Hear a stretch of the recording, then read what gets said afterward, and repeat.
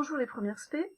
Donc ici, il s'agissait de vous montrer un cas particulier, c'est le cas d'une image virtuelle, obtenue grâce à une lentille mince convergente. Donc pour construire cette image virtuelle, je vous impose les conditions, comme j'ai marqué dans le cahier texte. F' égale 5 cm, AB est égal à 1,5 cm, et OA est égal à moins 3 cm. Donc je reprends. En pointillé, j'ai noté l'axe optique, j'ai placé la lentille. À 5 cm du centre optique de la lentille, vous retrouvez le point F qui est le foyer objet de la lentille, et à 5 cm de l'autre côté, le point F'. Il s'agit à présent, comme dans chaque cas, de placer les trois rayons qui vous permettent les constructions. Donc je prends les stylos de couleur, et allons-y pour le premier rayon. Vous reconnaissez le premier rayon, issu de B, qui passe par le centre optique de la lentille, il n'est donc pas dévié. Donc le point B' doit se trouver sur ce rayon-là. Continuons avec le second rayon. Comme second rayon, j'ai choisi le rayon qui est issu de B et qui est parallèle à l'axe optique. Il ressort après à la lentille en étant effectivement, et en passant par F', le foyer image de la lentille. On se rend compte que ces deux rayons-là ne vont pas se rencontrer dans l'espace image de la lentille. En termes, on voit bien que les rayons s'écartent de plus en plus, et même si je les prolonge au-delà de la feuille, jamais ils vont se rencontrer dans cet espace-là. Donc il s'agit à présent, tout simplement, de prolonger les rayons, mais cette fois-ci-là de manière virtuelle. Quand on les prolonge de manière virtuelle, ça veut dire qu'on va placer en pointillé sur chacun des rayons, mais cette fois-ci-là, on les prolonge dans l'espace objet.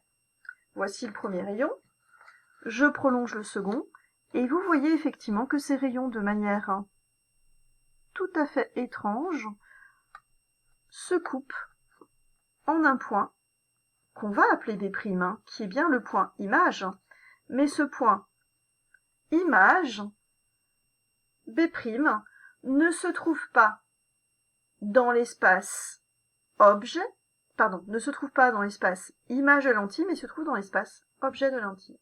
Ce point B' est en fait ce qu'on appelle une image virtuelle. À comprendre donc que le point A' va se trouver à la perpendiculaire du point B'. On le retrouve donc à cet endroit-là. Alors, bien évidemment, pour pouvoir compléter ce que je vais faire, donc, je complète le schéma en positionnant le dernier rayon. Il s'agit du rayon issu de B passant par F. En d'autres termes, je prends la droite, le segment de droite BF, et le rayon issu de B va toucher la lentille en ce point-là, et il doit ressortir de la lentille en étant parallèle à la lentille. Mais on sait que dans cet espace-là, il ne va rien se passer, donc on va le prolonger de l'autre côté,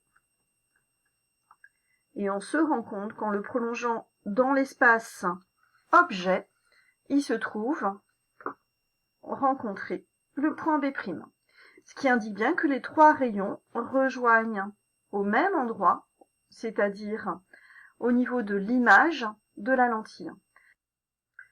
Je le redis encore une fois, ce point B', étant dans l'espace objet, se trouve être une image virtuelle. On dit alors que A'B' est à l'endroit. Elle est virtuelle. Et dernier point, on voit bien qu'elle est agrandie. Bien que l'objet ici ne soit pas de calculer l'agrandissement, mais en fin de compte, ce que nous venons de travailler ici, c'est ce qu'on appelle l'effet loupe.